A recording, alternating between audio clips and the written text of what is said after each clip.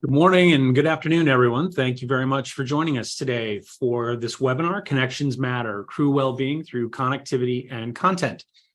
My name is Chris Watson. I'm the Vice President of Marketing and Communications at KVH Industries, and I'm going to be your moderator for today's session. I'm very happy to be here with some really exciting panelists who have some great insights into today's topic.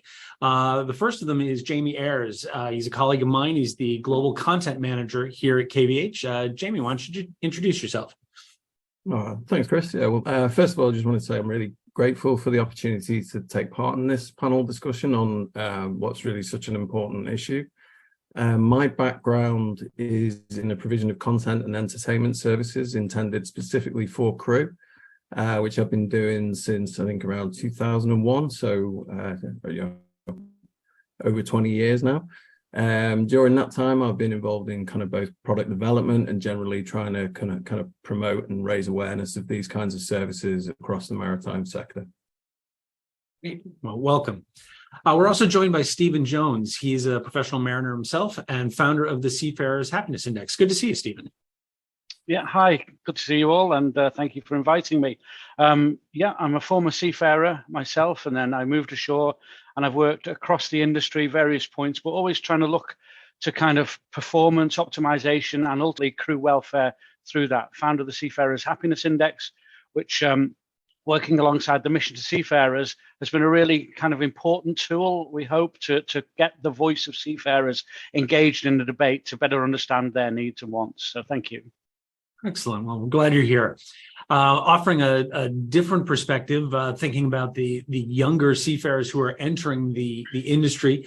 Pleased to be joined by Sarah Casamillas, who is the Assistant Director of Career Services at the Massachusetts Maritime Academy. Good to see you, Sarah. How are you today?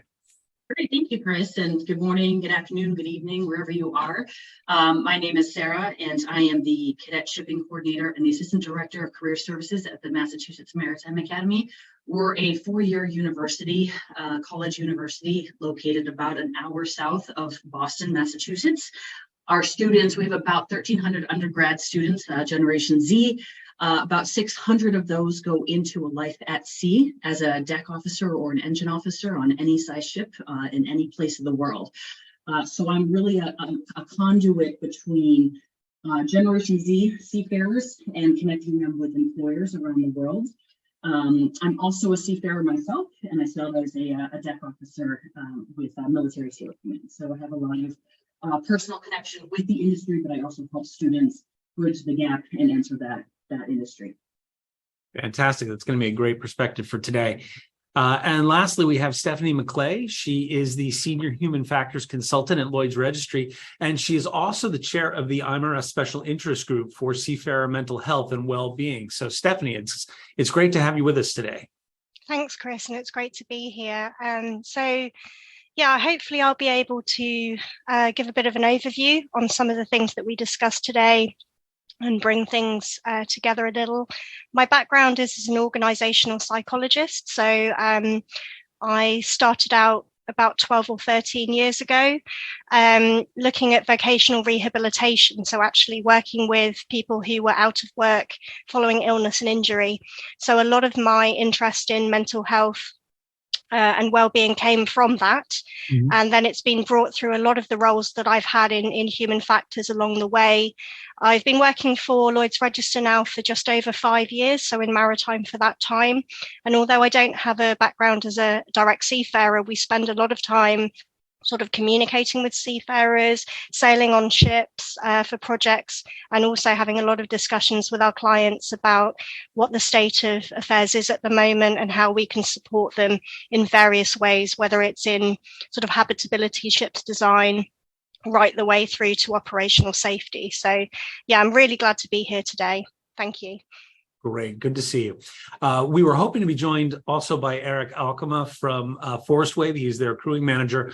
Unfortunately, he was unable to join us, as good news for them. They are taking delivery of a new ship, and he actually needs to be on hand to meet with new crew members. So we've got a nice tight group here. What I'd like to do is, just to get started, I'm going to just share my screen briefly. to provide a little bit of context, and then we're going to move into discussion with the panelists. And then at the end, we'll be opening up for Q&A, and I'll have some instructions on how we're going to do that in just a second. So let me just get my screen shared here. All right, and there we go. So hopefully folks are seeing that. So as we know, the commercial maritime industry has been undergoing some changes, some upheavals, certainly some challenges, especially over the last couple of years with the pandemic, supply chain challenges, fuel prices, all sorts of things. And one of the things that we are seeing longer term is that there is a risk of a serious shortage of seafarers. Who's actually going to be manning these vessels? We see veteran seafarers who are approaching the age where they're going to be retiring and moving out of the industry.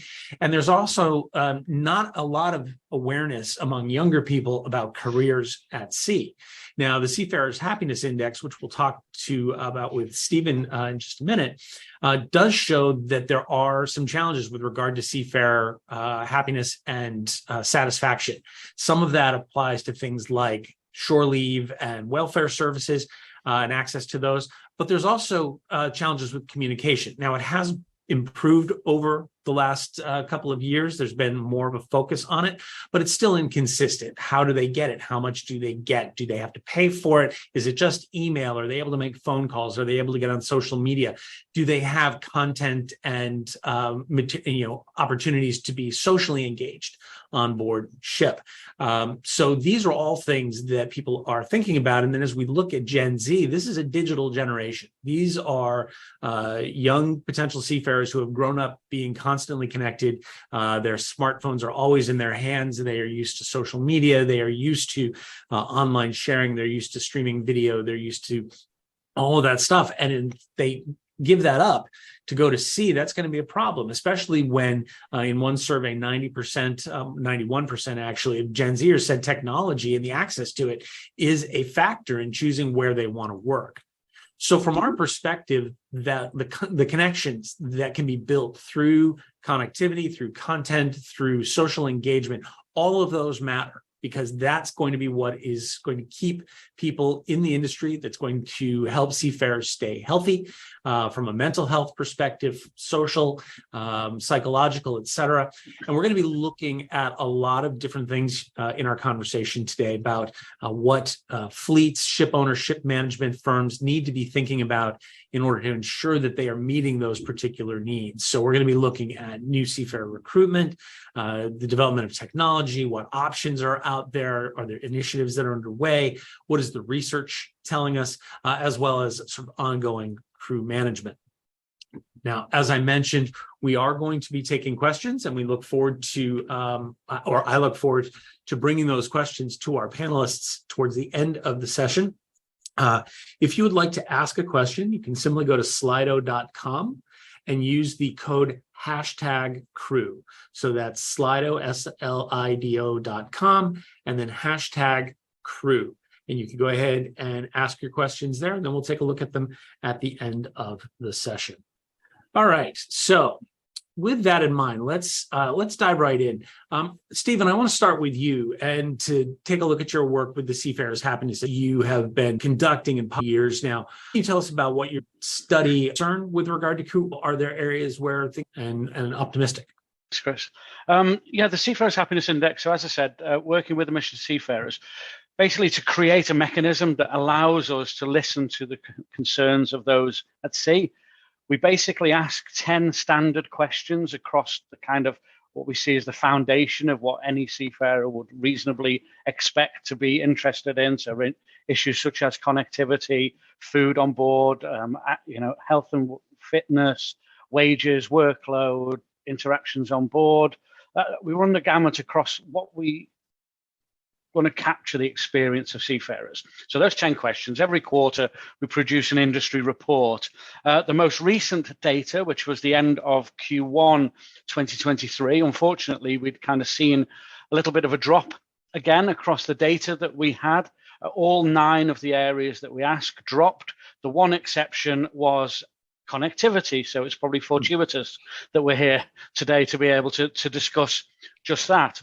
So where there were positives relating to connectivity, it was very much that seafarers felt quite optimistic about the services they were about to receive in the future, and some of them today.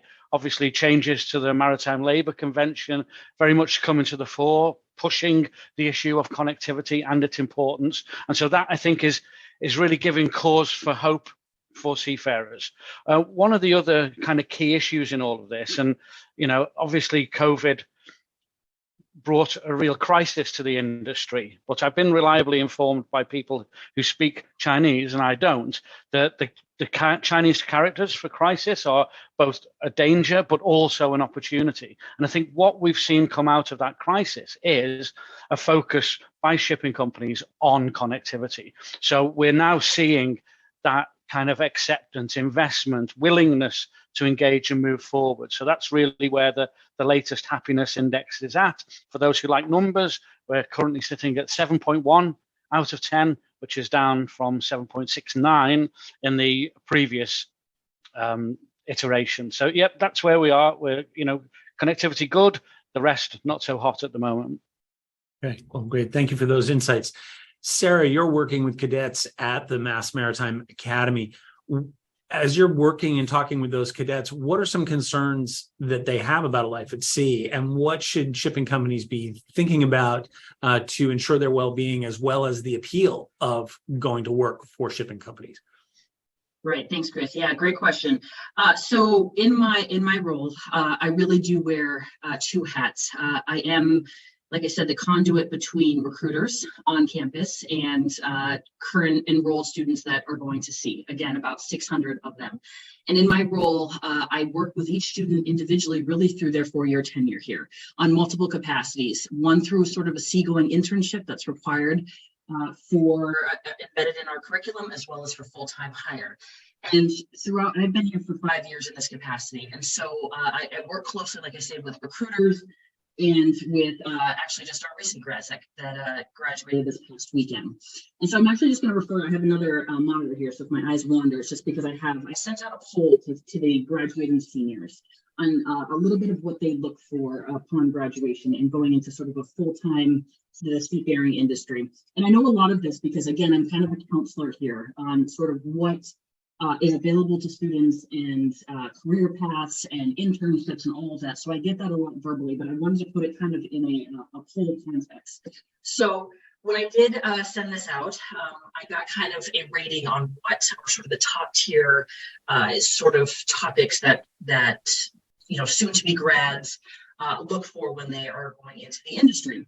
And the top 5, and this is just kind of broad scope, was like 401ks, like retirement plans, medical benefits being sort of the top tier and what they're looking for, professional training, shore leave, equal time on and off on board a vessel and back at home, competitive wages, and then finally connectivity with family and friends. We're sort of the top 5 tiered industry lookouts that these students look for when they are looking for opportunities out with all of the available companies.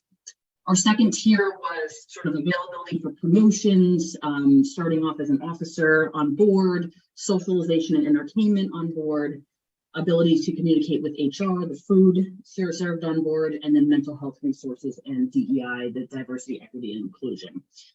So again, as part of being a career counselor here, I work with a variety of recruiting agencies. I work with students. This comes up reoccurring. I have companies that reach out and say, how best do I connect with your students? I want to be able to sort of lay out everything. And that's what I say is kind of number one.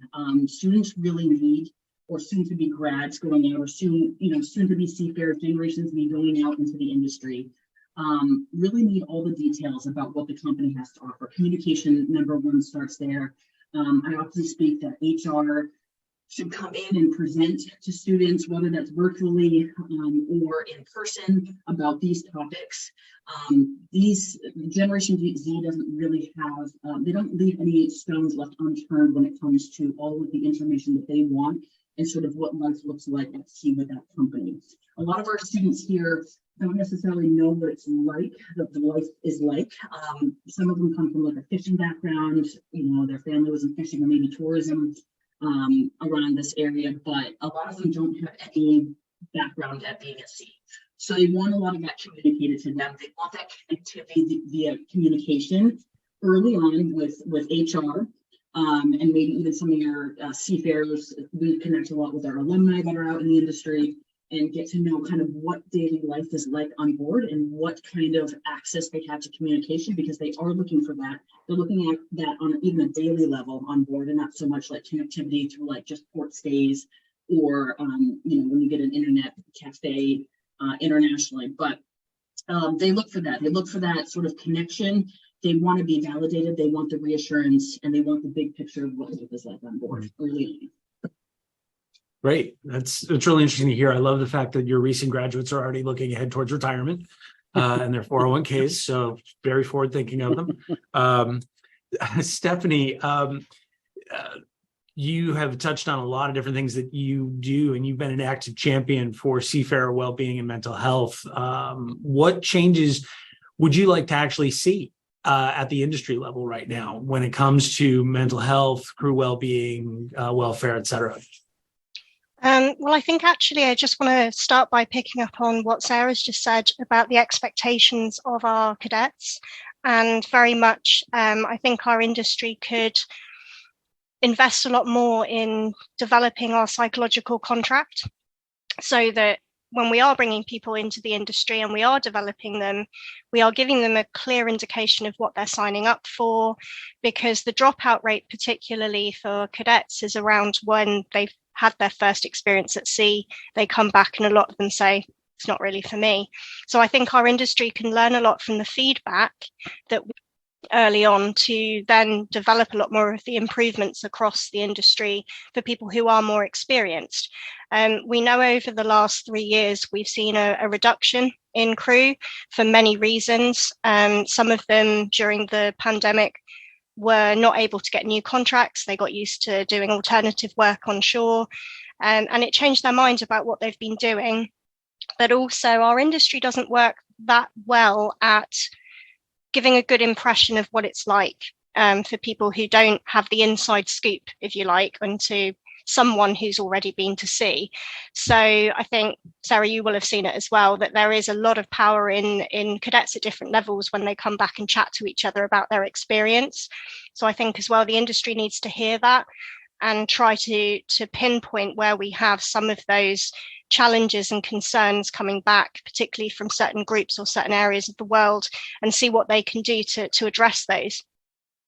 I also think that we need to really monitor the fact that there is an increasing gap between companies that provide active sort of health and wellbeing programs and those that just don't have them, or don't have them developed enough to be delivering what people need at this point.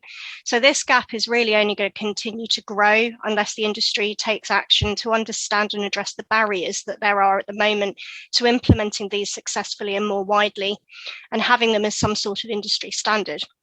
What I'd really like is to see access across the board to mental health support, medical advisory services, physical wellbeing consultations for seafarers, all of the things that I think we take for granted a lot at home.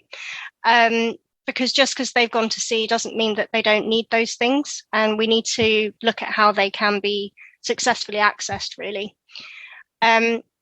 But also one major thing that we rely on to make any of these things a success is our industry tackling stigma.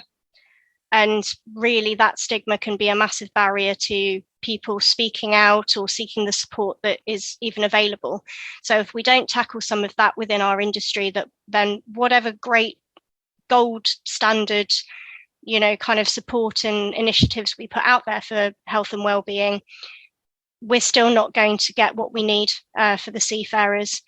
And we also, as an industry, need to be very mindful of the severe impact of increasing workloads, fatigue and stress. And actually, we're talking about psychological contract, but some of the wage dissatisfaction and those types of issues around remuneration not just on well-being, but on retention of staff and staff turnover. So I think organisations need to ensure that they really invest in their people. They advertise that they're investing in their people, and that will help us in an industry to attract and retain the best talent that we have. Great. I have actually one quick follow-up question for you. You mentioned the start talking about the dropout rate for seafarers who go to sea for the first time, come back and maybe decide they aren't interested in doing that. Do you have a sense of sort of kind of what percentage? Because it seems like if companies and people are investing in the education to be able to get people trained to go to sea, you want to be able to keep them there. Otherwise, you're wasting that investment if they then decide, no, I really don't like it here. I'm just curious, do you have a sense of sort of what the level of churn is sort of for new seafarers? That's probably going to be more accurately answerable by Sarah. I would say that really it's higher than we think it is. We don't collect those figures, but we've heard plenty of repeat stories. Gotcha. When we have gone to some of the maritime colleges and things, they have reported that they have quite a dropout rate each year. Sarah, just really quickly, 30 seconds. Do you have any thoughts on that? Have you seen anything like from your recent graduates? Do you track them as to how long they stay in the industry if they do go into it? Yep, we track about 5 years post-graduation. I would say that 99% of our grads go to sea upon graduation in their capacity. And I would say a majority of them will stay in the industry about 5 to 7 years is what is our typical trend. And even on kind of more of a granular level, we track kind of where our cadets go for their seagoing internship, and how that translates into the full recruitment cycle and where they end up for full-time jobs. And I would say 50% of those end up back with their intern company as a cadet on board. They've seen it, they've lived it, they've heard from their fellow cadets that have been out to sea, kind of compare. There's nothing more strong than sort of reputation among the cadets, and them talking to each other about their experience will trump anything that I say. But I would say about 50% of them go back into that same company, because they're, whether they're taken care of there, they get to see the industry, there's a lot of less unknowns. They go back, they sail with that company, and then we see sort of at least on our end, and the data that we track is 5 to 7 years. It's a majority of what seafarers will stay at that company. Great. Thank you for that. Now, Jamie, at KVH, we offer a range of products and services for the maritime community. And really, it's a spectrum of types of things that are available to vessel owners. Can you touch on sort of what that spectrum of sort of content, crew, connectivity types of solutions might be? Yeah, sure. Thanks, Chris. Yeah, I'd be happy to. So I suppose the first part of that puzzle is kind of connectivity. So KVH offer crew connectivity services via the KVH One hybrid network. This is facilitated by our TrackNet antennas, and without getting too technical, they basically switch between the most efficient available networks. So whether that be KU band satellite, 5G, LTE cellular, or shore-based Wi-Fi coverage. On our it's really our below decks unit, something we call the TrackNet hub, is really key to the service, as it controls the allocation of airtime and separates the crew and operations networks, which is obviously really important. So this ensures kind of a fast, reliable, and fair allocation of airtime for every crew member. And that's massive, as we know from the connectivity section of the Seafarers Happiness Index. So the second part of that puzzle, I think, is really crew-focused content. So starting from what I'd consider to be a kind of entry-level service, which is simply providing daily news update from home in the Seafarers' national language, just as an A4 digest, going all the way through to a kind of full IPTV style content playout system. We try and offer something for every budget, so crew can benefit from that service regardless of the size of the vessel, whether that be the smallest regional fishing boat with 5 crew on board to a globe crossing tanker with 20 or so crew. Our flagship crew wellbeing service is called KVH Link, and it incorporates all elements of all the content services we offer. It's really competitively priced, and delivery of the content is done over the air, but outside of the vessel's airtime plan. So it uses the same below decks unit that I mentioned just now as a kind of media server, where all the content is stored locally once it arrives. So there's no headaches with bandwidth contention for the IT department to worry about. So I think, the idea of this really is to provide an entertainment hub on board for the crew to kind of coalesce around and ideally enjoy as a group. Link incorporates, news, sports, music, karaoke, TV, and movies. Importantly, we're always kind of super conscious to ensure that we cater for our key demographic. So yes, there are the big Hollywood blockbusters, as you'd expect, but there's also a great selection of Hindi, Tagalog, and world movies generally. While the content can be accessed remotely on mobile devices or laptops, a lot of our customers actually choose to provide the content exclusively in the rec rooms or communal areas, with a view to really, bringing the crew out of their cabins to spend their downtime together. This is obviously, a huge benefit to promoting social cohesion, morale, and ultimately well-being on board. Very cool. Thank you. Now, Sarah, we talked about Gen Z earlier, and you've talked about the cadets that you've been working with, the fact that they are digital natives. They have the need for connectivity. What do you think that young seafarers are looking for in terms of onboard connectivity specifically? You talked about some of their other sort of high expectations, but what are they looking for from a connectivity perspective in their first job? It's certainly very important. It was, like you say, top tier on our poll for graduating seniors. It's changed. The connectivity has changed so much since I went to sea 10 years ago. And honestly, these Generation Z seafarers are really looking for connectivity on a daily level.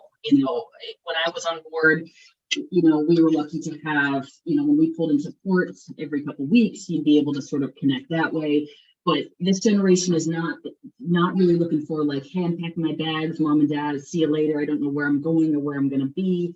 They're looking for that daily connectivity with their friends and their family, whether, through phone call or through, social media and posting sort of daily life on board. That's from more of a mental health standpoint.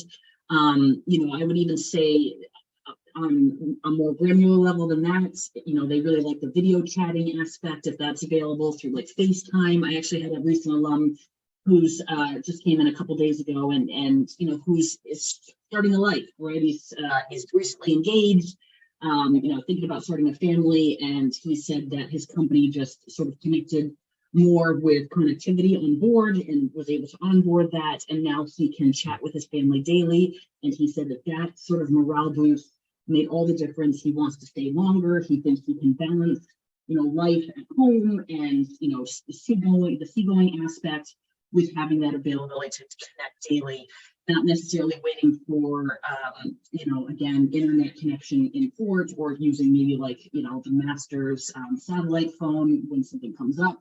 This is more on a daily connection with family and friends. And he said it made all the difference.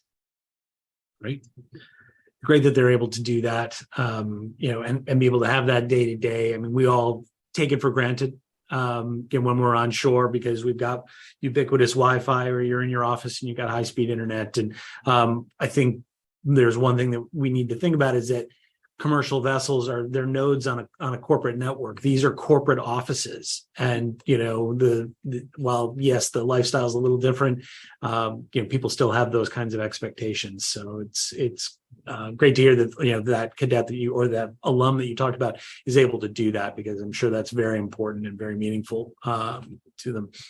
Now, Stephanie, the industry, has been looking at this. The Maritime Labor Convention issued an update mandating the right to connectivity for crew on vessels, including internet access. What positive changes are you seeing in the industry as shipping companies sort of look at that update and consider what it is that they need to do in order to meet it? Well, I think that we'll probably agree we're moving in the right direction. So that's a positive start to that, really. And the industry does recognise that it needs to focus particularly on availability, reliability, and there's a little bit more argument around accessible pricing. So the MLC update it has improved things. It represents the commitment really to a better social connectivity for seafarers overall. However, it doesn't really challenge the ship owners that have come back and say, we'd still like the option to limit and control bandwidth and charge seafarers for their internet access. So, you know, we've got a little bit more work, I think, needed around that area. And there needs to be a bit more assurance to provide the bandwidth that fully meets seafarers' basic needs. So we're not talking about them being able to online game all day, but, you know, those basics of being able to daily check in with friends and family, keep up to date on current affairs and social media, but not impacting necessarily on their rest, which is another debate. But also to really have a better look at how to address the charges imposed and the real range of charges that seem to be imposed at sea to get that internet access. I think what we've benefited from over the time has been the results quarterly from the Seafarer Happiness Index, which has actually shown us data that proves that there is an improvement generally in seafarer satisfaction that connects to improvements in connectivity. And this has been really much around the affordability, reliability that some of those investments have afforded. And the positive impact is not really surprising. We've seen how a lack of connectivity has a really negative impact on seafarer well-being, and especially for those who are away from shore for extended periods of time with limited connection to friends and family, as well as the outside world, getting information. You know, when we have uncertain times and you're not able to access familiarity outside of being on the ship, that can add to a lot of stresses on board. And also, we shouldn't really forget the challenges to getting mobile phone signal as well. We're talking a lot about internet access here, but there are, you know, there is indication that even getting a mobile phone signal in port can be really challenging as well. So, you know, we need to probably look at that, as well as affordable data packages at sea. So there's all sorts of things. We are moving in the right direction, but there's still a bit of work to do. Thank you for that, for those insights. Jamie, sort of as companies are looking at addressing these mandates and trying to determine what to do, we also have to keep in mind, I mean, these are businesses. There are a lot of competing demands on resources, budget. So you may end up with shipping companies that are concerned that they can't afford it. You know, that they might want to be able to do something, but that they are afraid that it's going to blow out their budget, especially if they've got multiple vessels. What would you say to those shipping managers in terms of being able to deliver on this valuable connectivity and, you know, crew well-being content without busting the budget? I think there's a pretty strong argument that they can't afford not to, really. As you know, we've already touched upon, you know, the number of cadets coming through is probably at its lowest it's ever been. So, you know, they're facing competition over an increasingly small talent pool. You know, this is gradually going to allow seafarers to sort of set their own basic expectations of connectivity and welfare on board by kind of choosing with their feet, really. I think the job we have as a service provider is to innovate, you know, not just in terms of better technology, which is kind of happening, you know, all the time, but also kind of in terms of offering, you know, low cost, low commitment solutions that make it an easier decision for the ship manager to provide these basic requirements. So, you know, one good example of that is KVH's Agile Plan service, which offers, you know, all the latest hybrid network technology I mentioned earlier. But, you know, crucially, because we manufacture the hardware ourselves, we're in a fairly unique position to be able to offer the full system with no upfront capital expenditure on the ship manager's part. This obviously, you know, really comes into its own, especially in, you know, uncertain economic times. So I think that's just one example of how we can make a real difference to the day-to-day lives of the crew, while also making it a no-brainer for the ship manager by helping them achieve their goals of crew well-being and retention, you know, without kind of breaking the bank. Okay, great. Now, Stephen, one of the things that we've Jamie mentioned it earlier, the idea that some ship operators are providing this content in communal spaces. So not just when a seafarer is sitting in their bunk and looking at something on their smartphone or their tablet. The happiness index actually discusses not only individual crew members benefiting from connectivity, but the need for social interactions and gathering and bonding on vessels. What's your vision of how content and connectivity can be used to address the need for social interaction, and what do you see as the value of that interaction on board, both from your own personal experience as well as from what you're seeing and hearing through the Seafarers Index, Happiness Index? Yeah, I mean, you kind of touched on a really interesting issue a couple of minutes ago about that.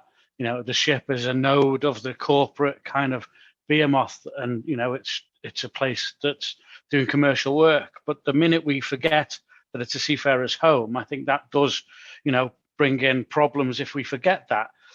As soon as we focus on that pure issue of, well, this is where the seafarers live and this is what they need to coexist with each other, I think it's really important that we kind of consider that seafarers need a rallying call, a rallying point around the social kind of connections that they have on board. Vessels increasingly with fewer people on board, the demands naturally increasing upon them within that, it does get ever more difficult to bring people together. We then, you know, have to think about considering the actual physical spaces on board. And unfortunately, my experience is that aside from very few vessels, in the main, what you see is that the actual standard of accommodation, the communal areas are not overly pleasant or attractive places to be. So, you know, we have to think of it from the seafarer's perspective. You've been working, you've just grabbed some food, you've got a choice. You're going to go and sit in this room that is more akin to a hospital waiting room, you know, perhaps with someone there, perhaps not with anyone there, a few old tatty magazines or whatever, or not. Or you're going to go and retreat to your own notional kind of more comfortable space. And I think unfortunately what we see is that retreat into the cabins. So we need to consider it as a whole, a holistic thing. And I think, you know, having that focal point of content provided in a really good environment, you know, it's one thing to have the content and that's brilliant, but, you know, let's have a great TV, great sound system, really comfy place. Let's rethink the design that we put into these things, because seafarers want that, they need it, and they deserve that. And if we don't provide those spaces, then all we can ever really realistically expect is this constant retreat into their own space, because why would you go into somewhere that you weren't comfortable and didn't feel particularly engaged with people? So everything needs to be about, you know, rethinking the way that we bring people together. That's a really fantastic perspective. That idea of that it is the seafarer's home. I mean, and that really changes the way I think people would consider it. If they're not just thinking about it, this is a working vessel, but that it is actually, you know, a home for 3 months, 6 months, you know, at a time, you know, however long someone's you know, tour is on that vessel. So that thank you for sharing that perspective. I mean, one of the things, if I can just come in again very quickly there as well, one of the things that's happened over certainly the past few years is you tend to get people working in companies ashore who increasingly have not been away to sea. And what that does is it waters down that empathy and understanding.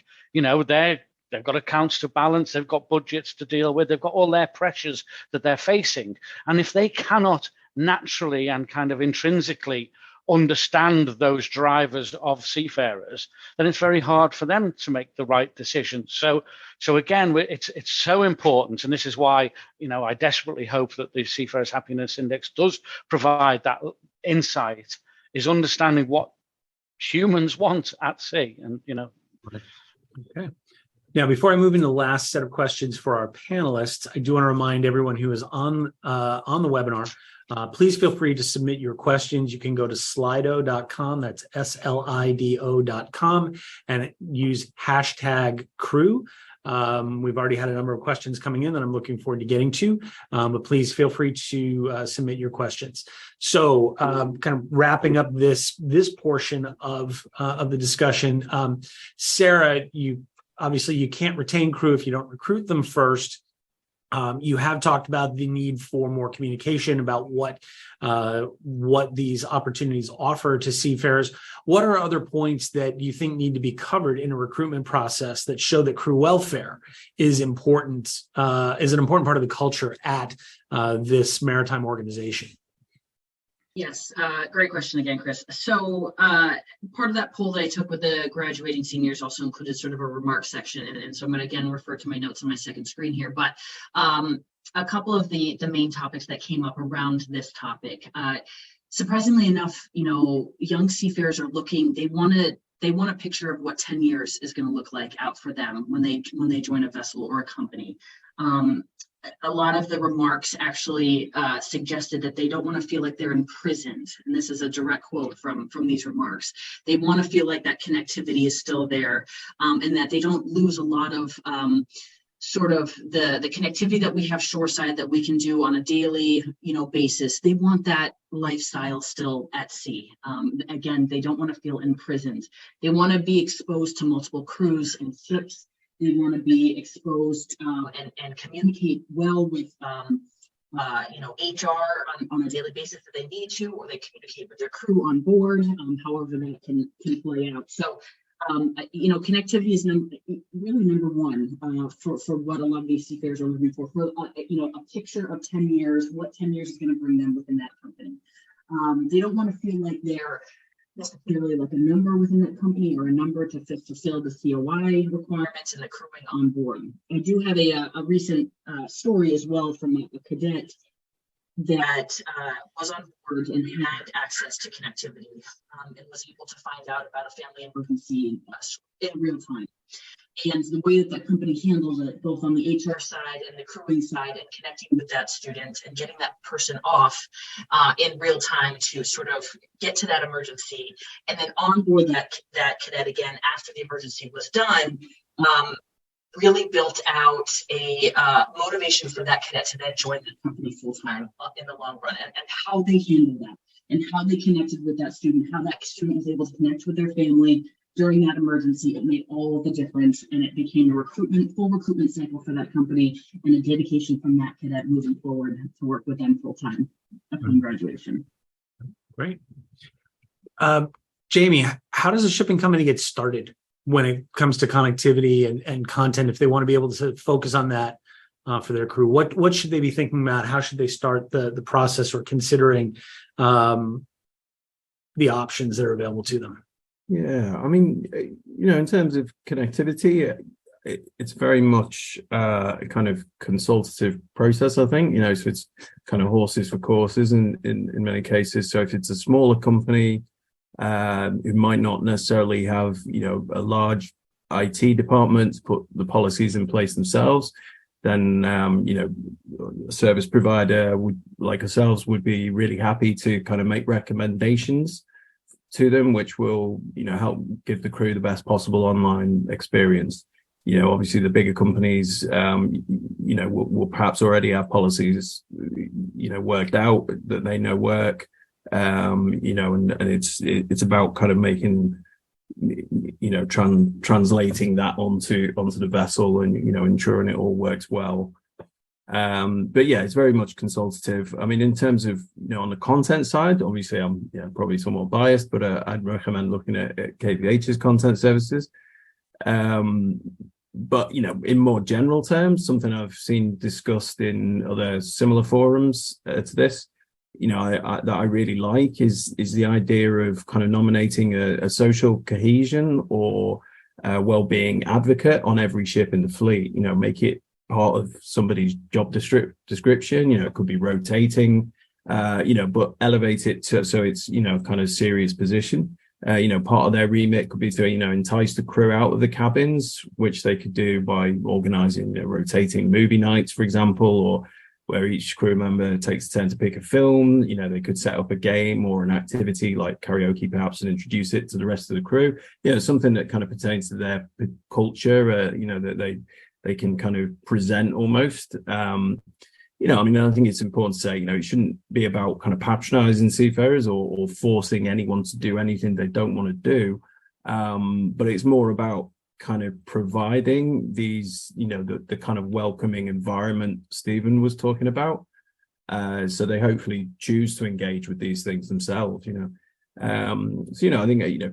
connectivity and a connection to home is hugely important, of course, but it's these kind of interpersonal connections on board that are also really going to help make life at sea that little bit easier and more fulfilling, I think.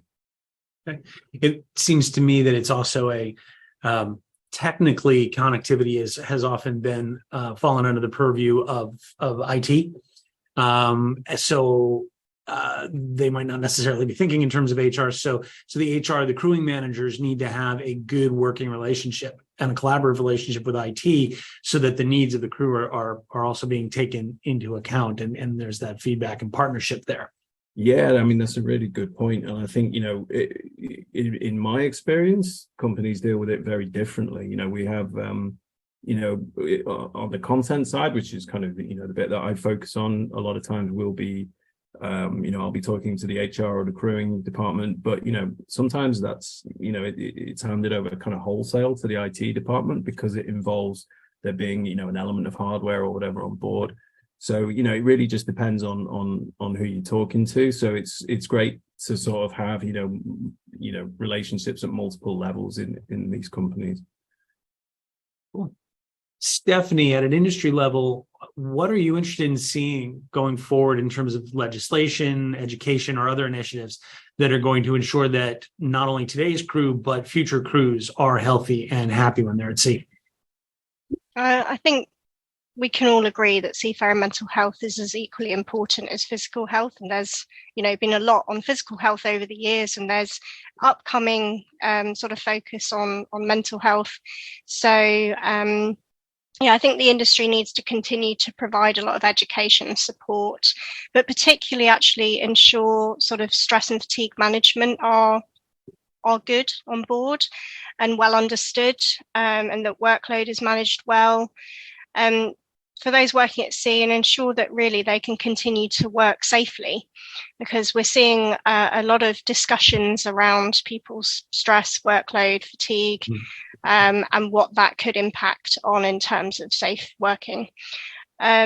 Regulations are absolutely vital to mandate a minimum standard really of care across the board for seafarers. So mental health themed training as well should be integrated into STCW, and that will help us to combat the stigma and hopefully build upon a culture of care at sea that we've begun to see. We also need to ensure that, where we do see tightened budgets, which are inevitable across industry, that these don't really impact on aspects such as investment in that training and things like good nutrition, access to health and recreational equipment and facilities, which we've discussed as well today. And I think the industry is changing. And as I said before, it is moving in the right direction, but so are the pressures on the seafarers. And I think, we've had different perspectives today on what it used to be like, what the perceptions and experiences are of our cadets and our seafarers of the future. And we are aware that things are changing. And because that industry is changing, we need to be very proactive, I think, in putting measures in place to look after our seafarers and our maritime staff in general, because there is also an impact on shore-based personnel with these changes and their ability to support our seafarers as well. So putting the right measures in place, investing in those, and having good preparation to maintain safe and healthy working conditions. But also, I think our industry is quite patchy in learning from experience in general. So really focusing on learning from any experiences and using that information to pinpoint where the industry need to focus their improvement efforts, I would say. Excellent. And last question before moving to the attendee Q&A. Stephen, you've been tracking seafarer welfare for a long time. How hopeful are you? I mean, we've talked about areas that have been challenges, but how hopeful are you that crew welfare is going to become more of a priority for the industry and that we're going to see increased satisfaction in the quarters and years to come? I'm a pessimistic soul, so unfortunately not perhaps as good as we should. But I think one of the problems we have is that the circles that we tend to move in, the webinars that we go to, we attend, we watch, whatever, we're dealing with, shipping companies who are the best. They do things well, they care about things, they do, in the main invest in all the various things that we would like them to. It's actually the echelons below that really, there's this ticking time bomb at the heart of everything. And I just don't think we honestly know enough about that. We don't know enough about who the seafarers are, where the seafarers are, what they're up to, their experiences. That, again, stressing, that's what the role of the Happiness Index has been, is just to try to get into that area that we just don't ever hear enough from. So it's so vital. And I think one of the realities we've got as well at sea at the moment is the huge amount of pressure on seafarers. We're talking about software and IT and all the rest of it. And, there's that term IFTT, if this, then that. If you don't have enough people on the ship, if everyone is tired, they're fatigued, they're stressed, there's not the wriggle room from a human perspective on board, then it is increasingly impossible to expect the social dynamics to work. So we're just not creating a viable social unit on board. And I think issues like minimum safe manning need to evolve and change. I think we're already, the name has to change because, as we look forward to more and more diversity, then manning itself is going to be a term that changes. So I take the opportunity. Let's talk about it as it actually is. It's the lowest allowable crewing level. And once you start to talk in those terms, then the likes of charterers have to get more twitchy about who they're putting their cargoes on board, because it doesn't sound very good to always go with someone who only ever has the lowest allowance crewing, whereas minimum safe manning somehow sounds miraculously wonderful, then that's fine. So I think a real kind of changing emphasis on how we think about life at sea, really. All in the marketing at that point when you start getting into those phrases. I like that. Well, great. Thank you all very much for your insights. This has been eye-opening for me. Been very helpful. We do have some questions that have come in for those attendees who do wish to submit a question. Again, slido.com, #crew. Let me start off with one here and perhaps throw this to Jamie first. Question is, while connectivity does have a lot of advantages, what about concerns that it might hamper efficiency? Do we need to regulate the usage or the access to it? As a content provider, how would you respond to that? Yeah, I mean, it's an interesting argument, isn't it? And I think there's always that kind of balance between, finding a way of putting a kind of a structure or rules in place that aren't kind of almost nannying or patronizing the guys on board, because generally I think most people are pretty conscientious when they're doing a job. They hide, they know that if they don't do a good job, they're not going to get hired again. I'm sure it happens, but maybe there needs to be some kind of separation of kind of the operations areas, and then one way we talked about earlier was some of the ship managers deciding just to have the kind of entertainment services in the rec rooms and things like that. I think that's one thing that you could do, and then make other make the Wi-Fi services available in elsewhere, on different decks and things like that. I think there's ways you can do it. But I would like to think that there's a degree of self-determination there. The crew, in most cases, probably wouldn't let one thing interfere with the other. I'd like to just open it up. Anybody else like to sort of chime in on that, Stephen? Yeah, I mean, I think it's one of those troubling things, and you'd ask the same question. Well, would you lock books away so no one can read because there's a danger that someone might read and when they were meant to be resting or whatever. I think if you're going to trust people to be in charge of multi-million-pound vessels, and there has to be a degree of trust and respect that they won't watch Frozen 20 times back to back when they're meant to be on watch. And I think, you need that degree of, again, empathy, of a mature understanding, and the relationship of trust between a company and the individuals on board. I think when there is a sense on board that they are trusted, they're respected, they're invested in, then those bonds become ever stronger. And I think Sarah mentioned something about that.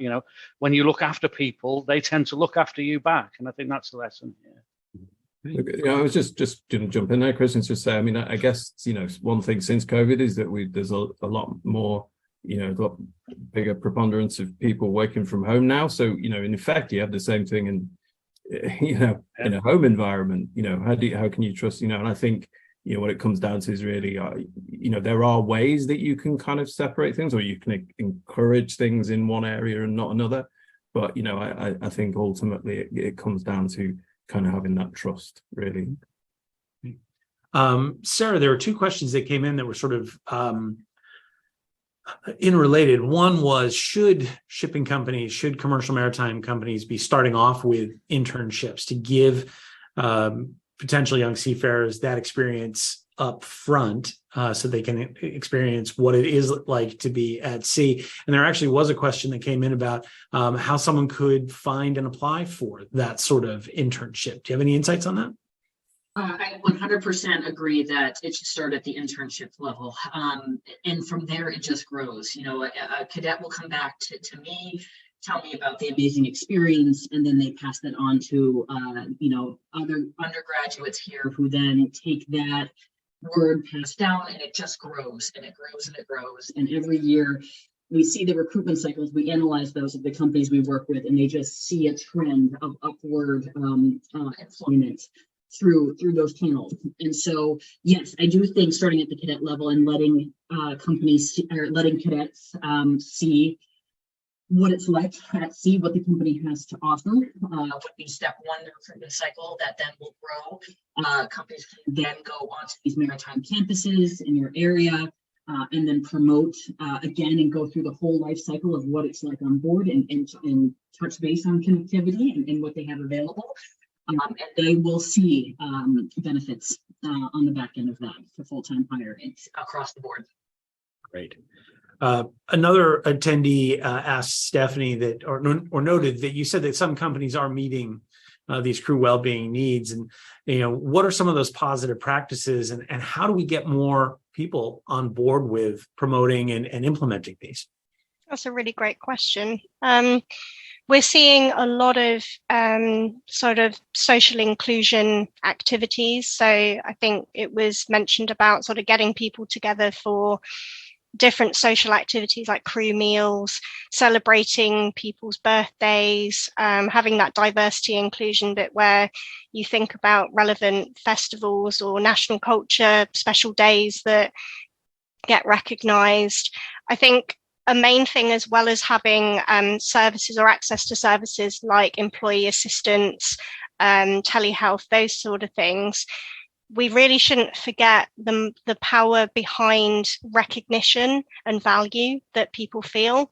So any company is able to do this, and very, very easily, to just make the people that they employ feel seen and valued, and having a good feedback loop.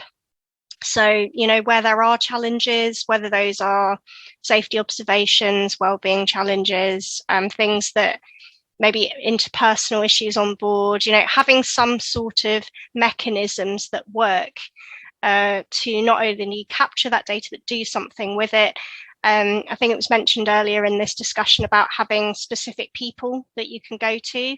That has, in our experience, had a bit of a mixed result, in terms of sometimes it's been just given to someone who may not have actually wanted it, or had enough training and support to have that role. But often it falls to people naturally. And I think if you think of just how we are, like Stephen mentioned, they're living on board. So when you think about that online onboard sort of community, that family feel. That's something so unique within maritime, that you also naturally develop bonds and relationships with different people. And you'll find that there's sometimes, when we go on board an interview, might say, actually, I've kind of become a bit of the father figure, or they'll come to me for a bit of mentorship, but I don't necessarily have the experience that they have, but I'm maybe someone they just feel more comfortable around. So these things do also happen organically, and I think capitalizing on some of that, but also recognizing when people may need more training, support, and information, which is quite freely available. It doesn't have to be huge wellbeing initiatives that you've got to invest loads of time, effort, and money into, but just, I guess, in monopolizing on what comes naturally and trying to make the best of that. Okay, well, thank you. Well, we're up against the top of the hour. I know there were a couple of questions that we didn't have a chance to answer. Anyone who has a question can either reach out to IMarEST, or please feel free to email me directly. My email address is cwatson@kvh.com, and I'll be happy to direct your questions to the right panelist and help get answers. There were a couple things on that did come in towards the end that we can't get to. Thank you very much to our panelists. Really appreciated your time and your insights. I found that conversation to be fascinating. Thank you again to everyone